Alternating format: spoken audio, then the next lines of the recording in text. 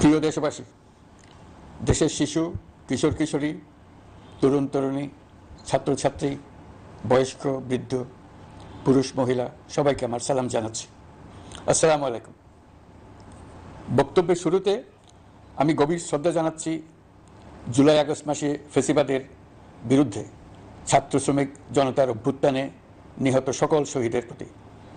আমি আরও স্মরণ করছি তাদের যারা ফেসিবাদী শক্তির প্রাণঘাতী অস্ত্রের সামনে হিমালয়ের মতো দাঁড়িয়ে অন্যায়ের প্রতিবাদ করে মৃত্যুকে আলিঙ্গন করেছে, আহত হয়েছে, পঙ্গুত্ব বরণ করেছে, হারিয়েছে তাদের চোখের দৃষ্টি।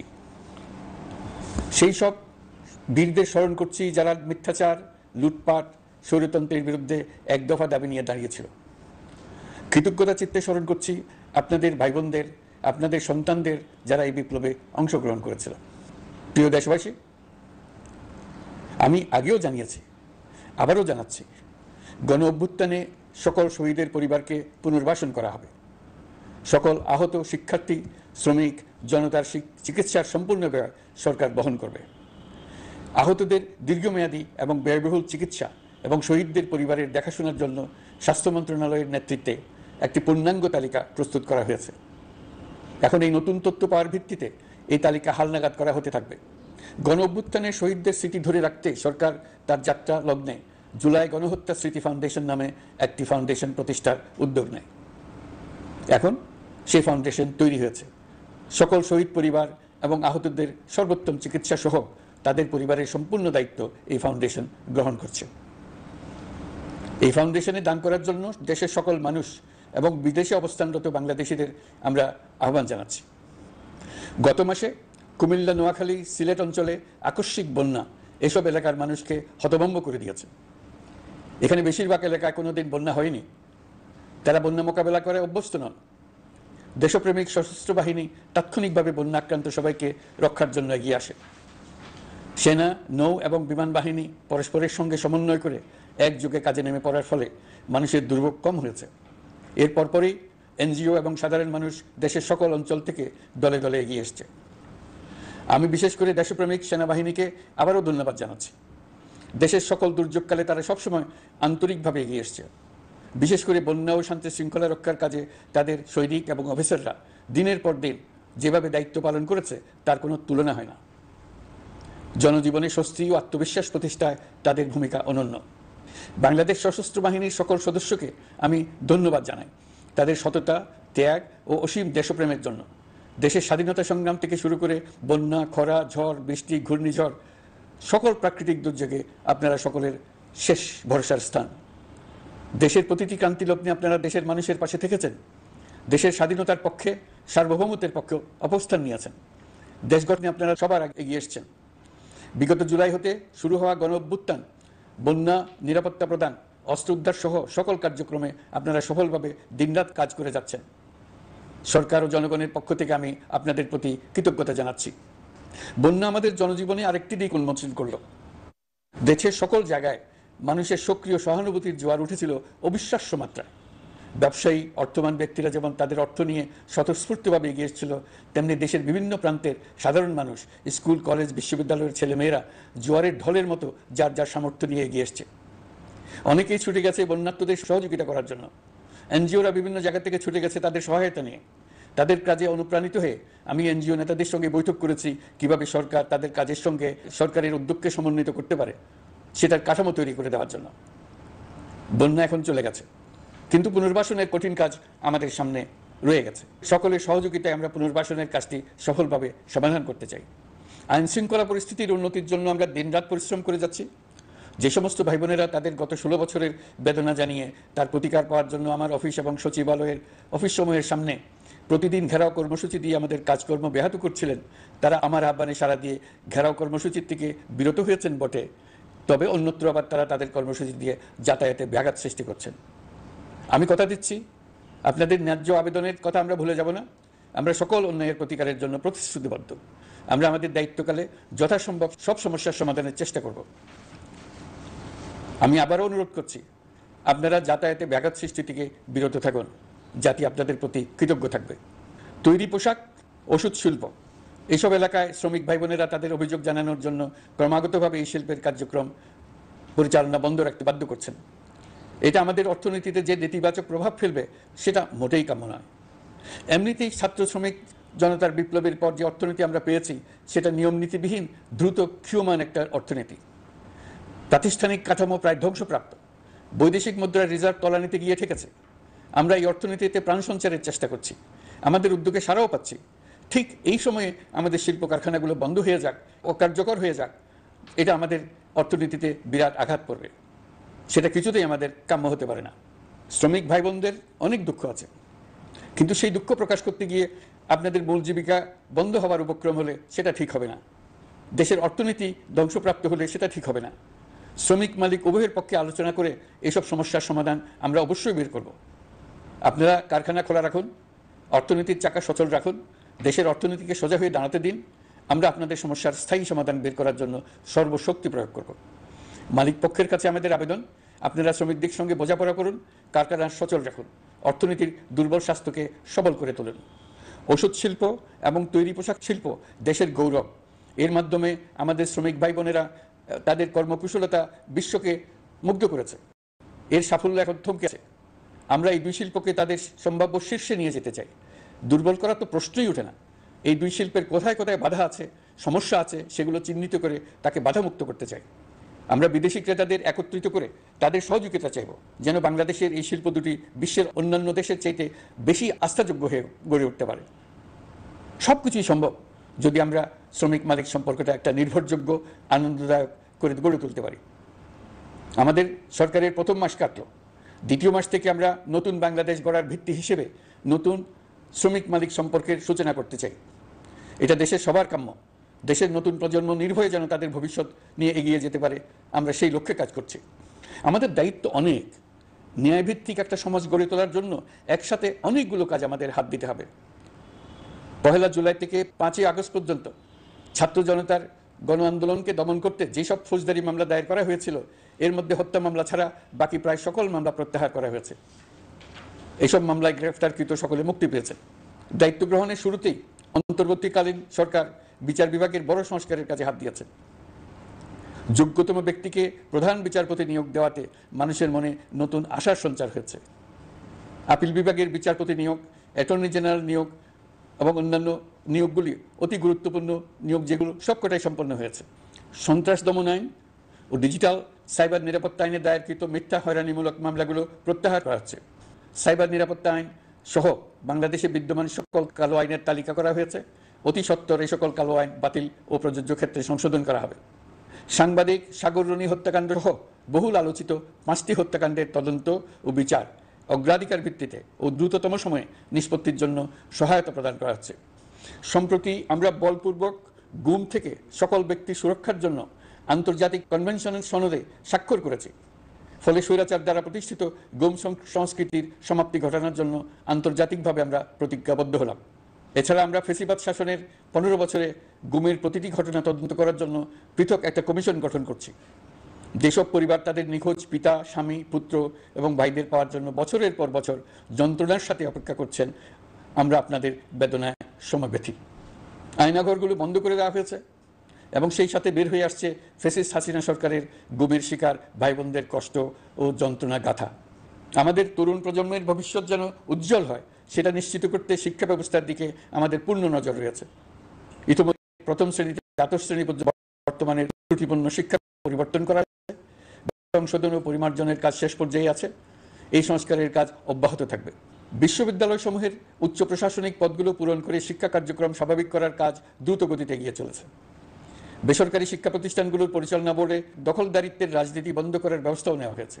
আপনারা নিশ্চয় লক্ষ্য করেছেন, আমাদের প্রথম মাসে দেশের প্রায় সকল বিশ্ববিদ্যালয়ের উপাচার্য এবং উপাচার্য মহোদয়গণ পদত্যাগ করেছেন। উচ্চশিক্ষার ক্ষেত্রে এটা বিরাট শূন্যতার সৃষ্টি করেছে।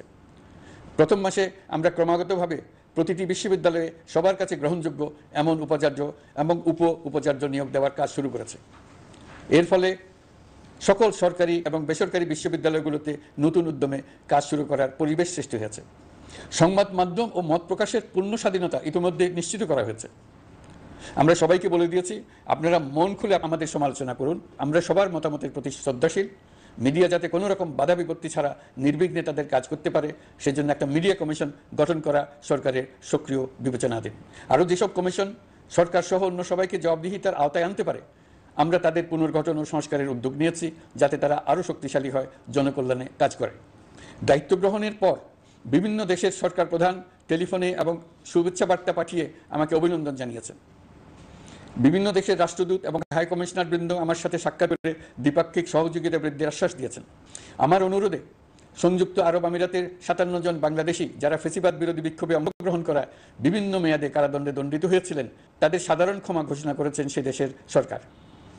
ইতিমধ্যে তাদের কয়েকজন দেশে ফিরে এসেছেন। এই ক্ষমা প্রদর্শন ছিল অতি বিরল একটি ঘটনা। এই জন্য আমি সংযুক্ত আরব আমিরাতের রাষ্ট্রপতি শেখ মোহাম্মদ বিন জায়েদ আল নাহিয়ানকে ধন্যবাদ ও কৃতজ্ঞতা জানিয়েছি আপনাদের সবার পক্ষ থেকে। যে সমস্ত সরকার প্রধানের সঙ্গে আমার টেলিফোনে যোগাযোগ হয়েছে তাদের মধ্যে রয়েছেন ভারতের প্রধানমন্ত্রী নরেন্দ্র মোদী, পাকিস্তানের প্রধানমন্ত্রী শাহবাজ শরীফ। আমরা ভারত এবং অন্যান্য প্রতিবেশী রাষ্ট্রসমূহের সঙ্গে সুসম্পর্ক চাই, তবে সেই সম্পর্ক হতে হবে ন্যায্যতা এবং সমতার ভিত্তিতে। ভারতের সাথে আমরা ইতিমধ্যে বন্যা মোকাবেলায় উচ্চ দ্বিপাক্ষিক সহযোগিতা শুরু করি। দক্ষিণ এশিয়ায় আঞ্চলিক সহযোগিতা বৃদ্ধির লক্ষ্যে আমি সার্ক রাষ্ট্রগোষ্ঠী পুনর্জীবিত করার উদ্যোগ নিয়েছি। আমরা চাই আমাদের দেশ যেন একটি গণতান্ত্রিক দেশ হিসেবে বিশ্বের কাছে সম্মানের সাথে পরিচিত হয়। দেশের পরিকল্পনা যেন দেশের মানুষ কেন্দ্রিক হয়, কোনো নেতা বা দল কেন্দ্রিক না হয়। আমরা স্বৈরাচারী হাসিনা সরকারের অহেতুক কোটি কোটি টাকা ব্যয়ের প্রকল্প বাস্তবায়িত হতে দেখেছি, যেগুলো কখনোই দেশের মানুষের জন্য ছিল না, বরং এর সাথে জড়িত ছিল কুৎসিত আমিত্ব এবং বিশাল আকারের চুরি। চলমান এবং প্রস্তাবিত সকল উন্নয়ন প্রকল্পগুলোর যাচাই বাছাই করার কাজ ইতিমধ্যে আমরা শুরু করেছি। প্রকল্প বাস্তবায়নের পর্যায় বিবেচনা করে বাকি কাজে ব্যয়ের সাশ্রয় এমনকি প্রয়োজন মতে তা বাতিল করার কথা বিবেচনা করা হবে। দেশের মানুষকে আর ফাঁকি দেওয়া চলবে না। কর্মসংস্থান তৈরি করবে এমন প্রকল্পগুলোকে আমরা অগ্রাধিকার দেব। লুটপাট ও পাচার হয়ে যাওয়া অর্থ ফিরিয়ে আনার উদ্যোগ আমরা নিয়েছি। আর্থিক খাতে শৃঙ্খলা ফিরিয়ে আনতে একটা ব্যাংকিং কমিশনও গঠন করার উদ্যোগ নেওয়া হয়েছে। বিভিন্ন ব্যাংকের পরিচালনা পরিষদ পুনর্গঠন করা হয়েছে। ব্যাংকিং খাতে এই এক মাসে বিরাট পরিবর্তন এসেছে, আপনারা নিশ্চয়ই সেটা লক্ষ্য করেছেন। আমরা এই খাতে নিয়ম নীতি প্রতিষ্ঠা করতে পেরেছি। আরও অনেক কাজ বাকি রয়ে গেছে। প্রথম মাসের কাজ হিসেবে শুধু প্রধান কাজগুলো করেছে, তার সঙ্গে রয়েছে আরও অনেক পরবর্তী কাজ। ফেসিবাদী সরকার লুটপাট করার জন্য নতুন করে 60,000 কোটি টাকা ছাপিয়ে বাজারে ছাড়ার কারণে মুদ্রাস্ফীতির শিকার হয়েছে দেশের মানুষ। এই অতুলনীয় মুদ্রাস্ফীতি নিয়ন্ত্রণ অন্তর্বর্তী সরকারের অন্যতম প্রধান লক্ষ্য। মুদ্রাস্ফীতি নিয়ন্ত্রণের লক্ষ্যে পলিসি সুদের হার বৃদ্ধি করে 9% উন্নীত করা হয়েছে। মূল্যস্ফীতি থেকে সাধারণ মানুষকে সুরক্ষা দেওয়ার উদ্দেশ্যে ওএমএস খাদ্যবান্ধব কর্মসূচি সহ সুলভ মূল্যে প্রান্তিক মানুষের কাছে নিত্য প্রয়োজনীয় দ্রব্য সরবরাহ চলমান রাখা হয়েছে। মূল্যস্ফীতি মোকাবেলায় চলতি অর্থ বছরে চাল ও গম আমদানির জন্য 5,800 কোটি টাকা, আভ্যন্তরীণ সংগ্রহের জন্য 8,900 কোটি টাকা এবং খাদ্য ভর্তুকির 3টি প্রোগ্রামের জন্য 7,360 কোটি টাকা বরাদ্দ রাখা হয়েছে। বিভিন্ন স্টেক হোল্ডারের সাথে সভা করে মূল্যস্ফীতি নিয়ন্ত্রণের করণীয় সমূহ চিহ্নিত করা হয়েছে। পরিচালন ও উন্নয়ন ব্যয় যৌক্তিক পরিমাণে হ্রাস করার জন্য কার্যক্রম গ্রহণ করা হয়েছে। কৃষিপণ্য উৎপাদনের জন্য সার আমদানির ক্ষেত্রে প্রয়োজনীয় বৈদেশিক মুদ্রার সরবরাহ নিশ্চিত করার পদক্ষেপ নেওয়া হয়েছে। প্রকৃত চাষিগণ যাতে কৃষি ঋণ পেয়ে থাকেন তা নিশ্চিত করার উদ্যোগ নেওয়ার পাশাপাশি কৃষি ঋণের পরিমাণ বৃদ্ধি করা হয়েছে। মার্কিন ডলারের বিপরীতে টাকার বিনিময় হার স্থিতিশীল রাখার লক্ষ্যে বৈদেশিক মুদ্রার বিনিময় হারকে বাজার ভিত্তিক করা হয়েছে। কালো টাকা সাদা করার অনৈতিক অনুমতি বাতিল করা হয়েছে। বৈদেশিক মুদ্রার রিজার্ভ বৃদ্ধি করতে বিভিন্ন উন্নয়ন সহযোগীদের কাছ থেকে বাজেট সাপোর্ট চাওয়া হয়েছে। আন্তর্জাতিক মুদ্রা তহবিল থেকে অতিরিক্ত $3 বিলিয়ন মার্কিন ডলার, বিশ্বব্যাংক থেকে অতিরিক্ত $1 বিলিয়ন, জাইকা থেকে অতিরিক্ত $1 বিলিয়ন মার্কিন ডলার প্রদানের অনুরোধ করা হয়েছে। রূপপুর পারমাণবিক বিদ্যুৎ কেন্দ্র নির্মাণ প্রকল্পের অগ্রিম অর্থ পরিশোধ এবং বকেয়া পাওনা নিয়ে রাশিয়ান ফেডারেশনের সাথে অর্থ মন্ত্রণালয়ের আলোচনা চলছে। পাইপলাইনে থাকা $48 বিলিয়ন মার্কিন ডলার বৈদেশিক সহায়তা ব্যবহারের উদ্যোগ নেওয়া হয়েছে। মেগা প্রকল্পের নামে লুটপাট বন্ধের পাশাপাশি স্বাস্থ্য ও শিক্ষা খাতে বরাদ্দ বৃদ্ধির পরিকল্পনা গ্রহণ করা হয়েছে। বৈদেশিক মুদ্রার রিজার্ভের উপর চাপ কমানোর লক্ষ্যে রাশিয়া এবং চীন থেকে প্রাপ্ত ঋণের সুদের হার কমানো এবং ঋণের মেয়াদ বৃদ্ধির জন্য অনুরোধ জানানো হয়েছে। সকল উন্নয়ন সহযোগীদের সাথে সম্পর্ক আরও নিবিড় করার উদ্যোগ নেওয়া হয়েছে। সকল অর্থনৈতিক সূচক এবং পরিসংখ্যানের প্রকৃত মান বা সংখ্যা প্রকাশের জন্য নির্দেশনা প্রদান করা হয়েছে।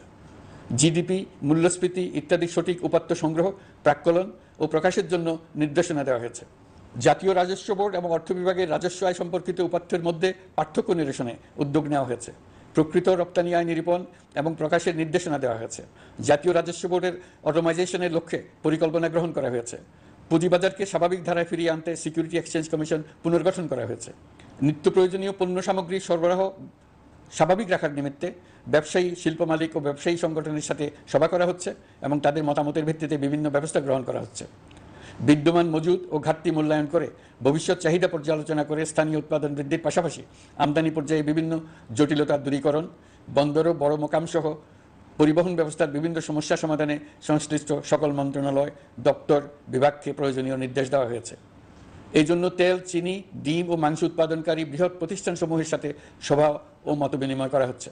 নিত্য প্রয়োজনীয় কিছু দ্রব্যাদি যেমন পেঁয়াজ, আলু এসবের দাম আরও কমানোর জন্য বিদ্যমান শুল্ক হার হ্রাসের বিষয়ে এনবিআরকে প্রয়োজনীয় নির্দেশনা দেওয়া হয়েছে। ইতোমধ্যে এনবিআর পেঁয়াজ, আলু ও কতিপয় কীটনাশকের ক্ষেত্রে আমদানি শুল্ক হ্রাস এবং ক্ষেত্র বিশেষে রেগুলেটরি শুল্ক প্রত্যাহার করে এসআরও জারি করেছে। নিম্ন আয়ের 1 কোটি পরিবারকে টিসিবির মাধ্যমে হ্রাসকৃত মূল্যে কিছু পণ্য যেমন পরিবার প্রতি চাল মাসে 5 কেজি, সয়াবিন তেল মাসে 2 কেজি, মসুর ডাল মাসে 2 কেজি দেওয়া হচ্ছে। এটি সামনের দিনগুলোতে অব্যাহত রাখা হবে। সরকার দায়িত্ব গ্রহণের পর জনপ্রত্যাশা অনুযায়ী বিদ্যুৎ, জ্বালানি ও খনিজ সম্পদ মন্ত্রণালয় হতে বিদ্যুৎ ও জ্বালানির দ্রুত সরবরাহ বৃদ্ধি আইনের অধীনে চলমান সকল প্রকার নেগোসিয়েশন, প্রকল্প বাছাই এবং ক্রয় প্রক্রিয়াকরণ কার্যক্রম আপাতত স্থগিত করা হয়েছে। গত 1.5 দশকে এই আইন ব্যবহার করে লক্ষ কোটি টাকা লুটপাট হয়েছে। বিদ্যুৎ, জ্বালানি ও খনিজ সম্পদ মন্ত্রণালয়ের আওতাধীন কোম্পানিসমূহে অধিকতর স্বচ্ছতা ও জবাবদিহিতা আনার লক্ষ্যে কোম্পানিসমূহের পরিচালনা পর্ষদ পুনর্গঠন করা হয়েছে। প্রকৌশল, ভূতত্ত্ব এবং খনিজ হিসাব বিষয়ে অধ্যয়ন করেছে এমন ছাত্র প্রতিনিধি অন্তর্ভুক্ত করার জন্য উদ্যোগ গ্রহণ করা হয়েছে। এই খাতে অধিকতর সক্ষমতা, গতিশীলতা এবং জবাবদিহিতা নিশ্চিত করার লক্ষ্যে বিশেষজ্ঞগণের সমন্বয়ে একটি কমিটি গঠন করা হয়েছে। জ্বালানি তেলের মূল্য জনপ্রত্যাশা অনুযায়ী সহনশীল রাখতে অকটেন ও পেট্রোলের দাম 6 টাকা, ডিজেল ও কেরোসিনের দাম 1 টাকা 25 পয়সা কমানো হয়েছে। 37 দিন বন্ধ থাকার পর গত 25 আগস্ট হতে মিরপুর 10 ও কাজীপাড়া স্টেশন ছাড়া বাকি সব স্টেশনে মেট্রো রেল পুনরায় চালু করা হয়েছে। ভুয়া মুক্তিযোদ্ধাদের চিহ্নিত করার লক্ষ্যে বিশেষ করে মুক্তিযুদ্ধের সময় যাদের বয়স 12.5 বছরের কম ছিল তাদের মুক্তিযুদ্ধ তালিকা হতে বাতিলের জন্য সুপ্রিম কোর্টে লিভ টু আপিলের পদক্ষেপ গ্রহণ করা হয়েছে। মুক্তিযোদ্ধা কল্যাণ ট্রাস্টের আওতাধীন বেদখলকৃত স্থাবর সম্পত্তি উদ্ধারে প্রয়োজনীয় ব্যবস্থা গ্রহণ করা হয়েছে। গৃহায়ন ও গণপূর্ত মন্ত্রণালয় কর্তৃক গৃহীত বরিশাল, রংপুর, ময়মনসিংহ উন্নয়ন কর্তৃপক্ষ আইন এর খসড়া তৈরির কার্যক্রম নেওয়া হয়েছে। পূর্বাচল নতুন শহর প্রকল্প, ঢাকার আশেপাশে স্যাটেলাইট সিটি নির্মাণের রোডম্যাপ চূড়ান্তকরণের উদ্যোগ নেওয়া হয়েছে। বিধি বহির্ভূত প্রদত্ত প্লট ও ফ্ল্যাটের বরাদ্দ বাতিলের উদ্যোগ নেওয়া হয়েছে। প্রিয় দেশবাসী, আপনাদের আমাদের সন্তানদের জন্য একটি গণতান্ত্রিক বাংলাদেশের রূপরেখা তৈরি করতে আমরা দৃঢ় প্রতিজ্ঞ। আর যেন আমাদের কোনো স্বৈরাচারের হাতে পড়তে না হয়। আমরা যাতে বলতে পারি আমরা একটি গণতান্ত্রিক দেশে বসবাস করি। আমরা যাতে সকলেই দাবি করতে পারি যে এই দেশটি আমাদের। আমরা সেই লক্ষ্যেই কাজ করছি। কেউ আইন নিজের হাতে তুলে নেবেন না। আইন নিজের হাতে তুলে নিয়ে কেউ সমাজে বিশৃঙ্খল পরিবেশ সৃষ্টি করলে আমরা তাকে অবশ্যই শাস্তির আওতায় নিয়ে আসব। আমরা একটি সাম্প্রদায়িক সম্প্রীতির দেশ। ধর্মীয় সম্প্রীতি বিনষ্ট হয় এমন কোনো কাজ কেউ কোনোভাবেই করবেন না। অতীতে শুধুমাত্র আওয়ামী মতাদর্শী না হওয়ার কারণে 28তম থেকে 42তম BCS পর্যন্ত BPSC কর্তৃক সুপারিশকৃত অনেক প্রার্থী নিয়োগ বঞ্চিত হয়েছেন। 8ই আগস্ট পরবর্তী সময়ে এর মধ্যে এদের 259 জনকে নিয়োগ দেওয়া হয়েছে। মাঠ প্রশাসনকে জনবান্ধব এবং দুর্নীতিমুক্ত জবাবদিহিমূলকভাবে গড়ে তোলার জন্য সব ধরনের উদ্যোগ নেওয়া হয়েছে। সরকারি কর্মচারীদের বাধ্যতামূলকভাবে সম্পদ বিবরণী দাখিলের নির্দেশ দেওয়া হয়েছে এবং এটা প্রতি বছর তাদেরকে করতে হবে। ধ্বংস হয়ে পড়া একটা জনপ্রশাসনকে নিয়ে যাত্রা শুরু করেছি। মন্ত্রণালয়গুলোর উচ্চতম পদে যারা নিয়োজিত ছিলেন তারা অনেকে দায়িত্ব ছেড়ে চলে গেছেন কিংবা পদে থাকলেও সহকর্মীদের চাপের মুখে কাজ করতে পারছিলেন না, বাধ্য হয়ে পদত্যাগ করেছেন। আর যারা 16 বছরের স্বৈরাচারী শাসনের আমলে পদত্যাগে বাধ্য হয়েছিলেন কিংবা দায়িত্ববিহীন অবস্থায় একই পদে থেকে বাধ্য হয়েছেন তাদের সবার কথা বিবেচনা নিয়ে জনপ্রশাসনকে নতুন করে দাঁড় করানো হয়েছিল আমাদের প্রথম মাসে কঠিনতম সময়। আবার সকল সমস্যার সমাধান করে একটি নতুন জনপ্রশাসন কাঠামো দাঁড় করাতে পেরেছি, এটাই আমাদের প্রথম মাসের সবচেয়ে বড় অর্জন। আমার বিশ্বাস এই জনপ্রশাসন জনগণের ইচ্ছা পূরণে সর্বোচ্চ অবদান রাখতে পারবে। অতি স্বল্প জনবল নিয়ে দাপ্তরিক কার্যক্রম শুরু করা হলেও প্রথম দিকে বিভিন্ন মন্ত্রণালয় ও বিভাগ থেকে পাঠানো বিবিধ প্রস্তাব দ্রুত গতিতে এবং আইনগত সমস্ত বাধ্যবাধকতা মেনে সিদ্ধান্ত নেওয়া হয়েছে। গত 1 মাসে বিভিন্ন মন্ত্রণালয় ও বিভাগ 198টি অতি গুরুত্বপূর্ণ বিষয়ে সিদ্ধান্ত নিয়েছে। জনপ্রশাসনের 135 জন অতিরিক্ত সচিব, 227 জন যুগ্ম সচিব এবং 120 জন উপসচিবকে পদোন্নতি প্রদান করা হয়েছে। 59টি জেলার জেলা প্রশাসককে প্রত্যাহার করা হয়েছে এবং নতুন 59 জন জেলা প্রশাসককে নিয়োগ দেওয়া হয়েছে। 67 জন কর্মকর্তার চুক্তিভিত্তিক নিয়োগ বাতিল করা হয়েছে। 10 জন যুগ্ম সচিব, 8 জন অতিরিক্ত সচিব, 6 জন সচিবকে ওএসডি করা হয়েছে। বাংলাদেশ পুলিশের 80 জন ডিআইজি, 30 জন পুলিশ সুপার সহ 110 জনকে পদোন্নতি প্রদান করা হয়েছে। একজন ডিআইজি, একজন এডিশনাল ডিআইজি, 4 জন পুলিশ সুপারকে চাকরিতে পুনর্বহাল করা হয়েছে। আইজিপি সহ 10 জন অতিরিক্ত আইজি, 88 জন ডিআইজি, 21 জন এডিশনাল ডিআইজি, 177 জন পুলিশ সুপার সহ মোট 297 জন কর্মকর্তাকে বদলি করা হয়েছে।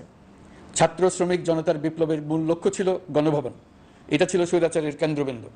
এই সরকার বিপ্লবের প্রতি সম্মান দেখিয়ে গণভবনকে বিপ্লবের জাদুঘর হিসেবে ঘোষণা দিয়েছে। ছাত্র জনতার ক্ষোভকে স্থায়ীভাবে তুলে ধরার জন্য গণভবনের আর কোনো সংস্কার করা হবে না। ছাত্র জনতার ক্ষোভের মুখে তা যে অবস্থায় দাঁড়িয়েছিল সেই অবস্থায় তাকে রাখা হবে। যেসব মূল্যবান সামগ্রী জনতা নিয়ে গিয়েছিল সেগুলো অনেক ফেরত দিয়ে গেছেন।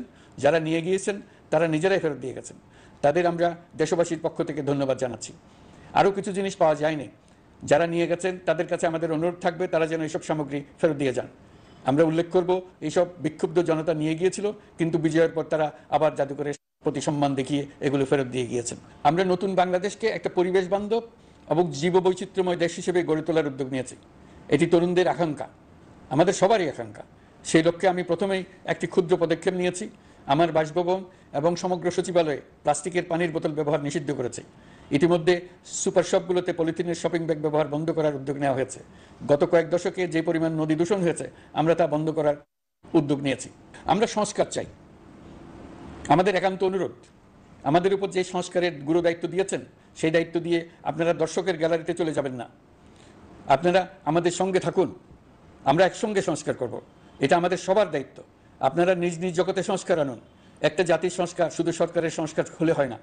আপনি ব্যবসায়ী হলে আপনার ব্যবসায়ী সংস্কার আনুন, ব্যবসায়ী গোষ্ঠীরা তাদের নিজ নিজ সমিতির মাধ্যমে সংস্কার আনুন, সমিতিতে সংস্কার আনুন, নতুন করে সমিতি গঠনতন্ত্র সংশোধন করুন। আপনি শ্রমিক হলে আপনার ক্ষেত্রে আপনি সংস্কার করুন, আপনি রাজনৈতিক নেতাকর্মী হলে আপনার ক্ষেত্রে সংস্কার করুন, আপনি প্রতিষ্ঠান প্রধান হলে আপনার প্রতিষ্ঠানে সংস্কার আনুন। আমি এটাকে সুযোগ হিসেবে গ্রহণ করার জন্য সবাইকে আহ্বান জানাচ্ছি। এই সংস্কারের মাধ্যমে আমরা জাতি হিসেবে নতুনভাবে যাত্রা শুরু করতে চাই। আমাদের এই যাত্রা আমাদেরকে পৃথিবীর একটা সম্মানিত জাতি হিসেবে প্রতিষ্ঠিত করুক, এটাই আমাদের সবার কাম্য, এটাই আমাদের সবার লক্ষ্য। গত এক মাসে আমি বেশ কিছু রাজনৈতিক দলের সঙ্গে পৃথকভাবে বসছি, তাদের সঙ্গে মতামত বিনিময় করেছি। তারা আমাদের উৎসাহিত করেছেন, ছাত্র শ্রমিক জনতার বিপ্লবের লক্ষ্যের প্রতি সমর্থন জানিয়েছেন, সংস্কারের কাজে পূর্ণ সহযোগিতা দেওয়ার আশ্বাস দিয়েছেন। আমি দেশের বিশিষ্ট সম্পাদক বৃন্দের সঙ্গে মত বিনিময় করেছি, তারাও সংস্কারের কাজে পূর্ণ সহযোগিতা দেওয়ার আশ্বাস দিয়েছেন। তারা বিভিন্ন বিষয়ে মূল্যবান পরামর্শ দিয়েছেন। সবার পরামর্শ নিয়ে এখন আমাদের অগ্রসর হওয়ার পালা। আমি বিশিষ্ট ব্যবসায়ীদের সঙ্গে বৈঠক করেছি, তাদের কাছে আমাদের সরকারের লক্ষ্যগুলো ব্যাখ্যা করেছি, তারাও আমাদের লক্ষ্যের সঙ্গে একমত প্রকাশ করেছেন। আপনারা জানেন, ছাত্র শ্রমিক জনতার ঐতিহাসিক জুলাই গণ অভ্যুত্থানের মুখে এবং হাজারো মানুষের আত্মদানের বিনিময়ে বাংলাদেশে ফ্যাসিস্ট সরকারের পতন হয়েছে। এই গণ অভ্যুত্থানের বার্তা ও আকাঙ্ক্ষা বাস্তবায়নের জন্য একটি অভূতপূর্ব সময় ও সুযোগ আমরা এর মধ্য দিয়ে অর্জন করেছি। এর বাস্তবায়ন তথা বাংলাদেশের ফ্যাসিজম বা স্বৈরতান্ত্রিক শাসন পুনরাবৃত্তির আশঙ্কা রোধ এবং জনমালিকানা ভিত্তিক কল্যাণমুখী জনস্বার্থে নিবেদিত একটি রাষ্ট্র ব্যবস্থা প্রবর্তনের লক্ষ্যে কিছু জাতীয় ভিত্তিক সংস্কার সম্পন্ন করা জরুরি হয়ে পড়েছে। উক্ত সংস্কার ভাবনার অন্যতম কেন্দ্রবিন্দু হচ্ছে সুষ্ঠু নির্বাচন ব্যবস্থা, সুশাসন প্রতিষ্ঠা করা। আমরা যেহেতু জনগণের ভোটাধিকার ও জনগণের মালিকানায় বিশ্বাস করি, সেহেতু নির্বাচন ব্যবস্থার উন্নয়নে আমাদের সংস্কার ভাবনায় গুরুত্ব পেয়েছে অধিক। আমরা মনে করি নির্বাচনের নামে সংখ্যাগরিষ্ঠতার একাধিপত্য ও দুঃশাসন মানুষের উপর চাপিয়ে দেওয়া বা এর মাধ্যমে এক ব্যক্তি বা এক পরিবার বা কোনো গোষ্ঠীর কাছে সকল ক্ষমতা কুক্ষিগত করে রাখার কোনো ক্রমেই গ্রহণযোগ্য নয়। এসব আশঙ্কা রোধ করার জন্য নির্বাচনের সাথে সম্পর্কিত নির্বাচন কমিশন সহ অন্যান্য প্রতিষ্ঠানগুলোর সংস্কারের কথা আমরা ভাবছি। নির্বাচন ব্যবস্থার সাথে সম্পর্কিত প্রতিষ্ঠান হিসেবে পুলিশ প্রশাসন, জনপ্রশাসন, বিচার প্রশাসন, দুর্নীতি দমন কমিশন, এই 4টি প্রতিষ্ঠানের সংস্কার করা সুষ্ঠু ও অবাধ নির্বাচনের জন্য অপরিহার্য। এসব প্রতিষ্ঠানের সংস্কার জনমালিকানা ভিত্তিক, জবাবদিহিমূলক এবং কল্যাণমূলক রাষ্ট্র ব্যবস্থা প্রতিষ্ঠায় অবদান রাখবে বলে আমি বিশ্বাস করি। এর পাশাপাশি সমাজের সকল স্তরের মানুষের প্রতিনিধিত্ব ও স্বার্থনিষ্ঠ প্রতিফলিত করার জন্য সাংবিধানিক সংস্কারের প্রয়োজন আমরা অনুভব করছি। এসব বিষয়ে সংস্কার করার প্রাথমিক পদক্ষেপ হিসেবে আমরা প্রাথমিকভাবে 6টি কমিশন গঠন করার সিদ্ধান্ত নিয়েছি। এসব কমিশনের কাজ পরিচালনার জন্য বিষয়ভিত্তিক অভিজ্ঞতা বিবেচনা করে 6 জন বিশিষ্ট নাগরিকের নেতৃত্বে এই কমিশনগুলো পরিচালনা করার দায়িত্ব দিয়েছি। এরপর আরও বিভিন্ন বিষয়ে কমিশন গঠন করার প্রক্রিয়া আমরা অব্যাহত রাখব। নির্বাচন ব্যবস্থা সংস্কার কমিশনের প্রধান হিসেবে দায়িত্ব পালন করবেন ডক্টর বদিউল আলম মজুমদার। পুলিশ প্রশাসন সংস্কার কমিশনের প্রধান হিসেবে কাজ করবেন জনাব সরফরাজ চৌধুরী। বিচার বিভাগ সংস্কার কমিশনের প্রধান হিসেবে দায়িত্ব পালন করবেন বিচারপতি শাহ আবু নাঈম মমিনুর রহমান। দুর্নীতি দমন সংস্কার কমিশনের প্রধান হিসেবে দায়িত্ব পালন করবেন ডক্টর ইফতেখারুজ্জামান। জনপ্রশাসন সংস্কার কমিশনের প্রধান হিসেবে দায়িত্ব পালন করবেন জনাব আব্দুল মুহিত চৌধুরী। সংবিধান সংস্কার কমিশনের প্রধান হিসেবে দায়িত্ব পালন করবেন ডক্টর শাহদিন মালিক। এসব কমিশনের অন্য সদস্যদের নাম কমিশন প্রধানদের সাথে আলোচনা করে ঠিক করা হবে। কমিশনগুলোর আলোচনা ও পরামর্শ সভায় উপদেষ্টা পরিষদের সদস্য, ছাত্র, শ্রমিক জনতা আন্দোলনের প্রতিনিধি, নাগরিক সমাজ ও রাজনৈতিক দলের প্রতিনিধিরা উপস্থিত থাকবেন। পূর্ণাঙ্গভাবে গঠিত হওয়ার পর কমিশন আনুষ্ঠানিকভাবে তাদের কাজ আগামী 1 অক্টোবর থেকে শুরু করতে পারবে বলে আমি আশা করছি, এবং এটি পরবর্তী 3 মাসের মধ্যে সম্পন্ন হবে বলে আমরা ধারণা করছি। কমিশনের রিপোর্টের ভিত্তিতে সরকার পরবর্তী পর্যায়ে প্রধান রাজনৈতিক দলগুলোর সাথে পরামর্শ সভার আয়োজন করবে। চূড়ান্ত পর্যায়ে ছাত্র সমাজ, নাগরিক সমাজ, রাজনৈতিক দলের প্রতিনিধি, সরকারের প্রতিনিধি নিয়ে ব্যাপক ভিত্তিক 3 থেকে 7 দিন ব্যাপী একটি পরামর্শ সভার ভিত্তিতে সংস্কার ভাবনার রূপরেখা চূড়ান্ত করা হবে। এতে এই রূপরেখা কীভাবে বাস্তবায়ন হবে তার একটি ধারণাও দেওয়া হবে। এই আয়োজন জুলাই গণঅভ্যুত্থানের বার্তা বাস্তবায়ন ও রাষ্ট্র পুনর্নির্মাণ তাগিদের ঐক্যবন্ধনে গোটা জাতিকে শক্তিশালী ও আশাবাদী করে তুলবে বলে আমাদের বিশ্বাস। প্রিয় দেশবাসী, আমাদের সামনে অনেক কাজ, সবাই মিলে একই লক্ষ্যে আমরা অগ্রসর হতে চাই। আমাদের মধ্যে, বিশেষ করে আমাদের নতুন প্রজন্মের মধ্যে যে সুপ্ত প্রতিভা লুকিয়ে আছে, সেটা যেন বিনা বাধায় রাষ্ট্রের এবং সমাজের সহযোগিতায় প্রকাশ করতে পারি, সেই সুযোগের কাঠামো তৈরি করতে চাই। সকলে মিলে আমাদের পরিবারের প্রতিটি সদস্যকে, সে ঝাড়ুদার হোক, ছাত্র হোক, শিক্ষক হোক, যে কোনো ধর্মের হোক, সবার সমান অধিকার নিশ্চিত করতে চাই। এই হলো আমাদের সংস্কারের মূল লক্ষ্য। আসুন ছাত্র শ্রমিক জনতার এই বিপ্লবের লক্ষ্যকে আমরা দ্রুত বাস্তবায়ন করি। আমাদের প্রথম মাসে আমরা যেই গতিতে, যে উদ্যম নিয়ে কাজ এগিয়ে নিয়ে যাওয়ার কথা চিন্তা করেছিলাম, সেটা হয়তো করতে পারিনি বাস্তব অবস্থার পরিপ্রেক্ষিতে। দেশের আইনশৃঙ্খলা পরিস্থিতি স্বাভাবিক রাখা গেলে আশা করি আমরা আমাদের গতি অনেক বাড়াতে পারব। এই জন্য দেশের সকল মানুষের কাছে, শিক্ষক, ছাত্রছাত্রী, কৃষক, শ্রমিক, পেশাজীবী, বড় ব্যবসায়ী, ক্ষুদ্র ব্যবসায়ী, দিনমজুর, গৃহিণী, সকলের সহযোগিতা চেয়েছি। আমাদের কাজ বড় কঠিন, কিন্তু জাতি হিসেবে এবার ব্যর্থ হওয়ার কোনো অবকাশ আমাদের নেই। আমাদেরকে সফল হতেই হবে। এই সাফল্য আপনাদের কারণেই আসবে, আপনার সহযোগিতার কারণেই আসবে। আমাদের কাজ হবে আপনার আমার স্বপ্নকে বাস্তবে রূপায়িত করা। এখন আমরা আমাদের 2য় মাস শুরু করছি। আমাদের 2য় মাসে যেন আপনাদের মনে দৃঢ় আস্থা সৃষ্টি করতে পারি, সেই চেষ্টা করে যাব। ধৈর্য ধরুন, এই কথাটি আমি মোটেই আপনাদের বলবো না। আমরা সবাই অধৈর্য হয়ে পড়েছি। এত সব কাজ কখন যে শেষ হবে এটা চিন্তা করে আমরা অধৈর্য হব, কেন হব না? কিন্তু সঠিকভাবে কাজ করব, কাজে কোনো অধৈর্যের চিহ্ন রাখবো না।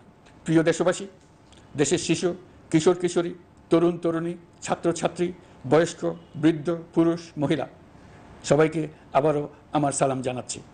আসসালামু আলাইকুম। আপনাদের সবাইকে ধন্যবাদ জানাচ্ছি।